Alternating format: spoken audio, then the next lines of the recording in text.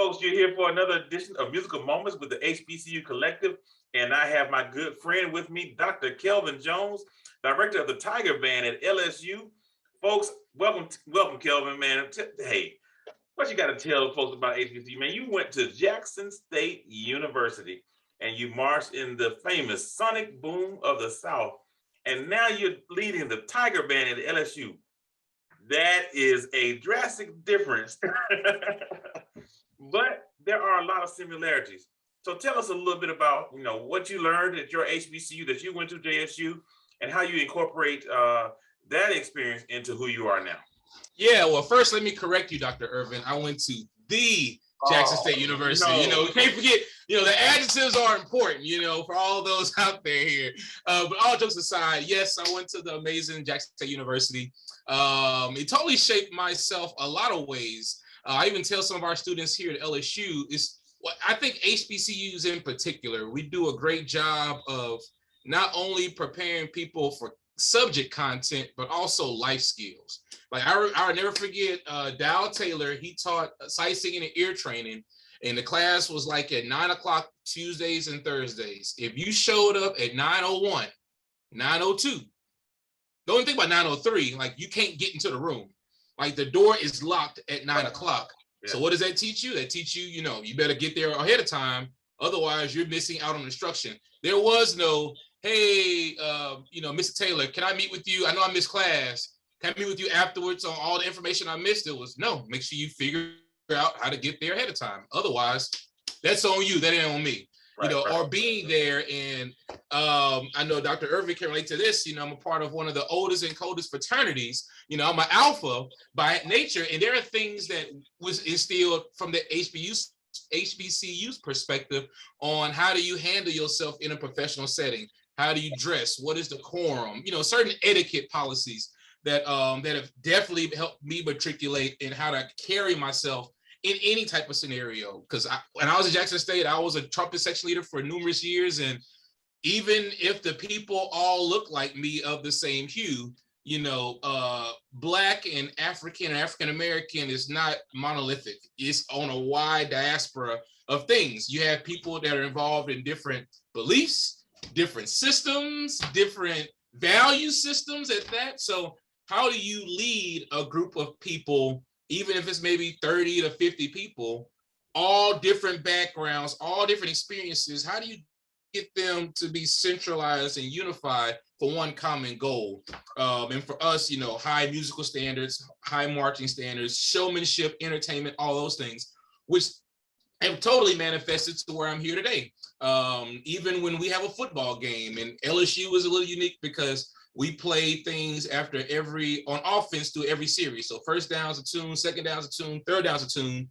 But how can I implement, all right, here's this timeout. I kind of I call it the sonic boom mindset, but I'm pretty sure I can extrapolate that to HBCUs. So how can I get the crowd entertained here? What is a tune we can play? Almost to the point where about half the tunes we play, we probably can't play anymore because our fan base, or a select few of our fan base get a little too passionate with the words they say to things. But that also goes into basketball or volleyball or gymnastics events. We look around, what kind of crowd do we have here? What can we play to then entertain them? Because our job, regardless of if it's in the basketball arena, football field, or even in a concert venue, how can we entertain the people that are there in the audience? Entertainment through education. So all of those things and principles were instilled with me trying to, play Get Ready, in the boom as a freshman, as I should say, back in the days. I did see a very talented bit of and creative bit of drill writing that you've done recently that you shared on social media. And I will say that, I know you didn't do that type of thing when you were at Jackson State, and you didn't do that kind of thing when you were teaching K through 12, but you had to learn those things, and you had to be open to learning those things coming from an HBCU style program where you got your undergrad degree. So can you tell us how that came about and what you were able to learn and how fast you learned it while you were at LSU doing grad school?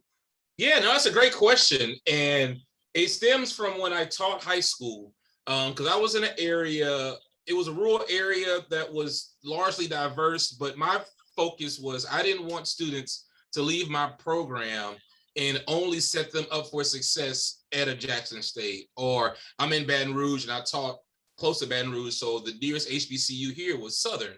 I didn't want my program just to be, you couldn't survive at an LSU, or you couldn't thrive at a Southeastern or ULL, or name your local school here. So my thing was, how can I give my students experiences to make them well-rounded? In my opinion, music is music and musicianship is musicianship. The vehicle we choose to do it may be different, but good music is good music in my opinion.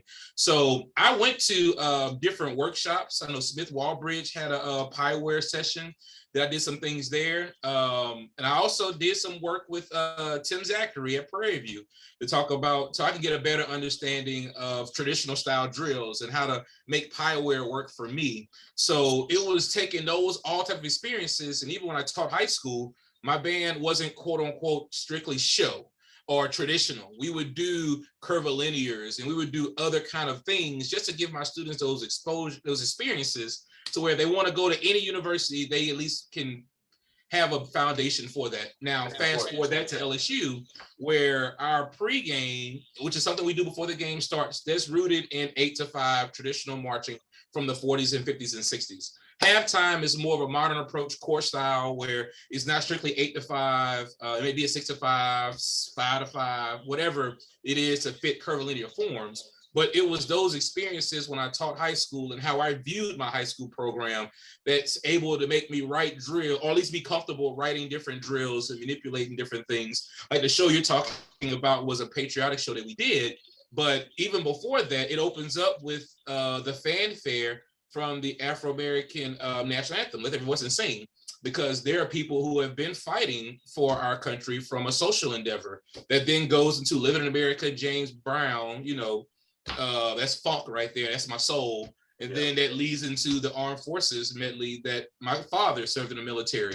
So even with some synopsis of that, just how we think about music and shows differently, that hopefully each person in the audience has a different experience, or at least hopefully a positive experience, whether they're familiar with those things or not. So that's just kind of how we think about things and how I chart stuff. But it's all rooted from, I want to make sure I'm well-rounded for my students.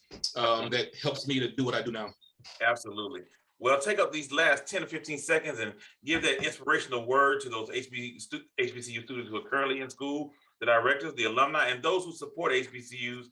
Just give a shout out to the HBCU Collective, man. Yeah, well, first off, this is a cool endeavor that Dr. Earvin and conn-selmer has been doing. And the biggest thing I can say, and I'm speaking this being an African-American male in society, is don't be afraid to ask questions. Therein lies, don't be afraid to ask for help. There have been plenty of people throughout my history and trajectory that have helped me along the way. Matter of fact, the first time Dr. Earvin and I first met was in Atlanta at an HBCU consortium that was held at the school he was teaching at the time. And I was teaching high school. My only end to that was I went to an HBCU, but I went there just under the guise of how can I get better? And ironically enough, I went there with Roderick Little, who is now the director of bands at Jackson State. Him and I drove down together, shared a room, and it was all, how can we get better? How can we learn? How can we take this wealth of knowledge, bring it back to our students to make them hopefully better prepared? So a lot of times we have in our culture this crabs in a barrel mentality of, I get mine, you got to get yours. Or some people take the competitive thing to the level. Like, I'm from Jackson State, and I know that's tongue in cheek, but that doesn't mean if I have friends at another HBCU, like a FAMU or Southern, we can't help each other out. Like Kendrick Taylor, who's director of bands at Southern, and I, we talk together, we share ideas, and the same things with people at other universities. So don't get lost in the sauce of, because I went to this school, there's this elitist approach, or we can't help one another, because as quiet as kept, we all we got. So don't be afraid to ask for help. conn-selmer does a great job with their resources. I would rather you have the mindset, I'm going to make you tell me no, versus I don't even want to ask because of whatever. Like, put yourself out there, take advantage of resources, continuously be a lifelong learner. Because if you would have told Kelvin Jones 15, 20 years from now, when he was going to Smith Walbridge to learn these drills, that, hey, down the line, you're going to be over the LSU Golden Bear from Tigerland, I probably would have slapped you in the face and said, stay out the drugs. You know what I mean? But those experiences have shaped me to where I did that. You know, Tim Zachary, who was at Norfolk State, who's now at Prairie View, me being humble enough to be like, hey, can I just take some lessons with you so I can be a better drill writer? That then turned into me actually writing drills for other HBCU programs. Again, that wasn't my end game. I just wanted to learn. And then me going to Midwest Conference, me going to the HBCU Consortium, me going to other things, conducting symposiums, all helped shape to where I have the opportunities and I have the pedigree and the background to do what I'm doing here today. It just so happens I may be the first Black person to do it in this setting, but that don't mean it should be the last. So take advantage of opportunities, continue to push through. Like, I graduated high school in Hawaii. I was born in Greenville, Mississippi. I've lived all over the country because my father was in the Marines. I went to Jackson State, you know, all the things. So every little moniker, I pledged my fraternity, I crabbed the band, which is all taboo now. But, you know, I did all these things and I'm here. So there is no really excuse on how come the next person can't do it. And actually, it should be easier because you have a pathway. You have people setting up the bridge for you to go over to then achieve any kind of success you want. So it all starts with having a humble perspective of asking for help, seeking the knowledge, and continuously sharpening your iron. So that way, when the opportunity comes available for you, you can blast the door straight through versus trying to get into the house. Absolutely. Y'all heard it first here with Dr. Kelvin Jones, folks. Don't be afraid to ask for help. Musical moments with the HBC Collective. Thanks, Dr. Jones. We'll see y'all next week. Have a good one.